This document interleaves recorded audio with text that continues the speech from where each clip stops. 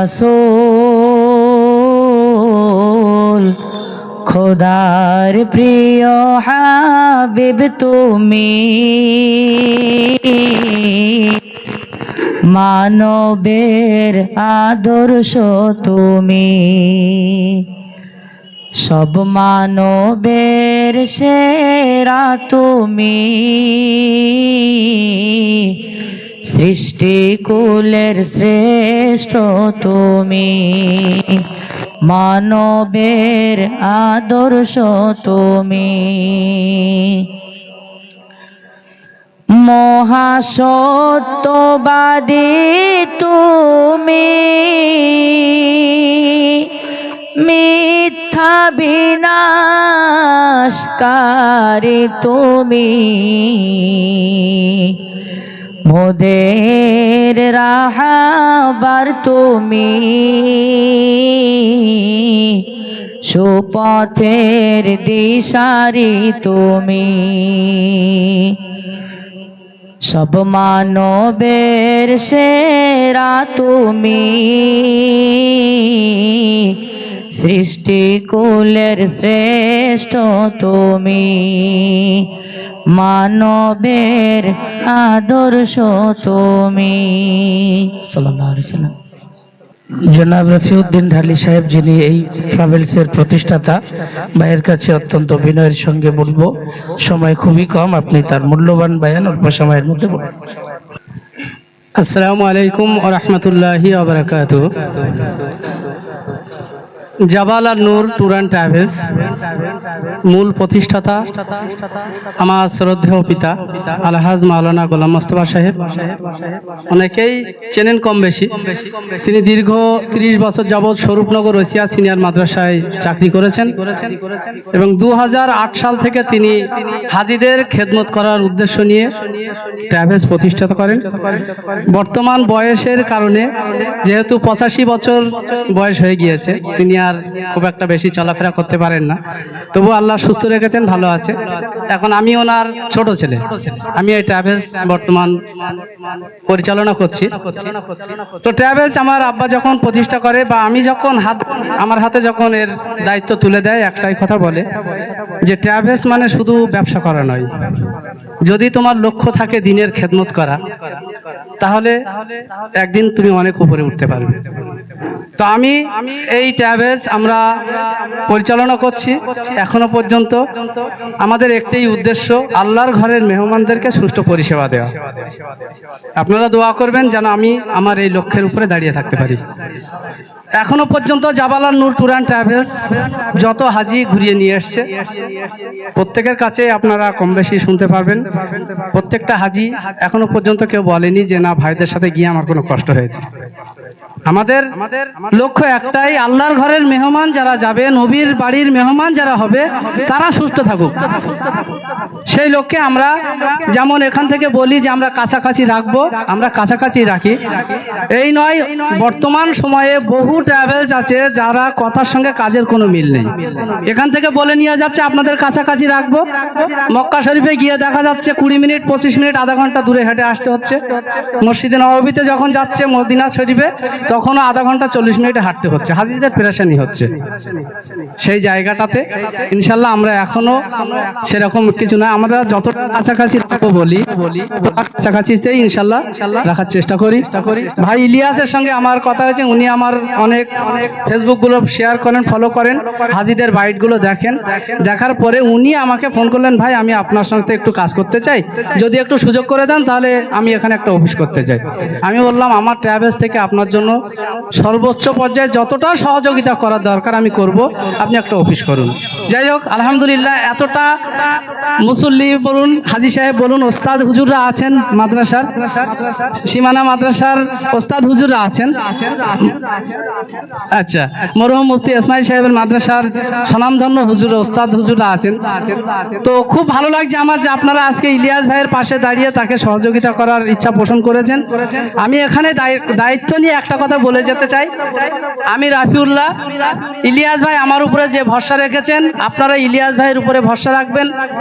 আল্লাহ যদি রাজি থাকে, আল্লাহ যদি চায়, আপনারা কেউ ঠকবেন না ইনশাল্লাহ। আমি আমার সর্বোচ্চ পর্যায়ের পরিষেবা দেওয়ার চেষ্টা করব। 2 নম্বর যেটা, বর্তমান সময়ে অনেকে এখান থেকে ফোন করছে, ভাই 50,000 60,000 টাকায় কি গ্রুপ হয় না? আমি এখনো বলছি ভাই 50-60,000-এর কথা ভুলে যান। আপনারা জানেন নীলনদ ট্রাভেলস বলে নাম ধরে বলছি, 1200 মতো হাজির টাকা নিয়ে ফ্রড হয়ে গেছে, যারা দীর্ঘদিন 50,000 টাকায় লোক নিয়ে গেছে। তো এরকম ভাবে হয় না, মিনিমাম 75, 80, 85 নিচে কোনো ওমরার গ্রুপ যায় না। তো যারা আপনাদেরকে এভাবে ধোকা দিচ্ছে, অনেকে বলছে যে অফার আছে, অফার বলে কিছুই নেই, অফারের নামে আপনাদেরকে ধোকা দেবে। আপনারা সেই ধোকায় পড়বেন না। সুষ্ঠু পরিষেবা পেতে গেলে খরচ একটু বেশি হবে, সেই দিকে খেয়াল রাখবেন। কম পয়সায় গেলে যাওয়ার থেকে আসা পর্যন্ত হয়রানি ছাড়া আর কিছুই পাবেন না, সেই দিকে খেয়াল রাখবেন। আর আমি চেষ্টা করব ইনশাল্লাহ আমার উপরে আপনারা যতটা ভরসা রাখবেন, আপনাদের ভরসার মর্যাদা রাখার জন্য আপনারা দোয়া করবেন। জাবাল আর নূর ট্যুর অ্যান্ড ট্রাভেলস যেন আপনাদের পাশে দাঁড়িয়ে সুষ্ঠু পরিষেবা দিতে পারে। আসসালামু আলাইকুম ওয়া রাহমাতুল্লাহি ওয়া বারাকাতুহু। ভাই দুজন উস্তাদ আছেন, কারি আব্দুল খালিক সাহেব, উস্তাদে মোহতারাম জনাব মাওলানা ওলিউল্লাহ সাহেব। আমি দুজনেরই কাছে আবেদন করবো একটু মুখতাসার দোয়া করে দিবেন। আপনারা বলেন, কারি সাহেব হুজুর একটু মুখতাসার দোয়া করে দেন।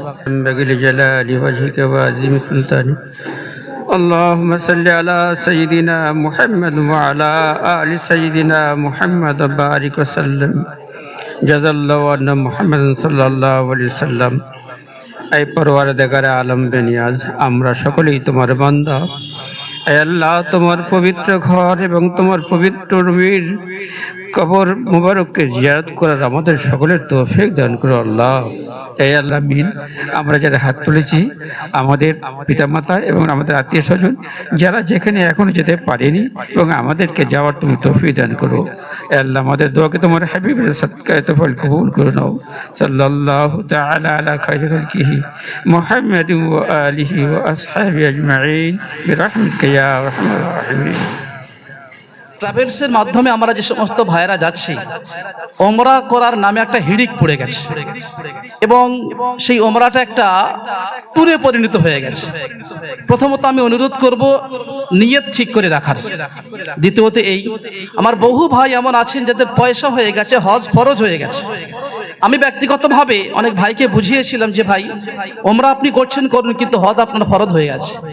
আমাদের গণনা অনুযায়ী যেটা আমরা দেখেছি, আমাদের পারদর্শী কথায় 100-র ভিতরে 95% মানুষ এমন আছেন যাদের উপরে হজ ফরজ, অথচ তারা ওমরা করেছে, এখনো হজ করেননি। এটা মারাত্মক অন্যায় কাজ, আপনার জন্য বৈধ নয় এটা।